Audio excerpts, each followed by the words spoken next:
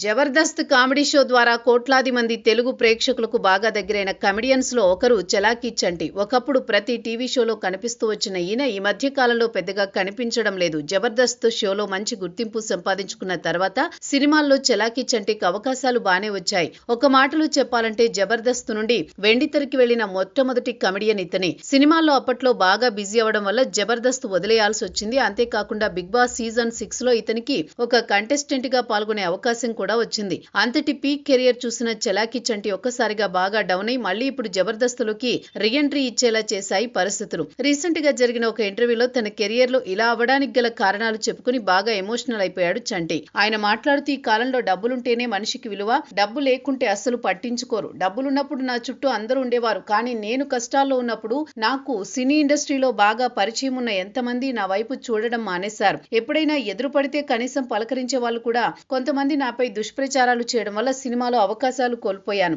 నాకు ఈగో బాగా ఎక్కువని, షూటింగ్స్ కి డబ్బులు ఎక్కువ అడుగుతానని, సంబంధం లేని ఎన్నో వివాదాల్లో గొడవల్లో నన్ను ఇరికించి అవకాశాలు రానివ్వకుండా దూరం చేశారు. వాళ్లకు నా ఆవేదన కర్మ రూపంలో గట్టిగానే తగులుతుంది. వాళ్ల నాశనం చూసిన తర్వాతే నేను చస్తా అంటూ చలాకీ చంటి చాలా ఎమోషనల్ గా మాట్లాడారు. ప్రస్తుతం చంటి చేతిలో జబర్దస్త్ షో తప్ప మరొకటి లేదు. ఒకప్పుడు ఈటీవీలో ప్రతి ఎంటర్టైన్మెంట్ షోలో చంటి ఉండేవాడు. నా షో నా ఇష్టం లాంటి షోస్ కి యాంకర్ గా కూడా వ్యవహరించాడు. ఈటీవీలో సంచలన విజయం సాధించిన డాన్స్ రియాలిటీ షోకి అప్పుడప్పుడు యాంకర్ గా కూడా వ్యవహరించేవాడు. ఇలాంటి చంటి నేడు ఈ స్థానానికి పడిపోవడం బాధాకరం.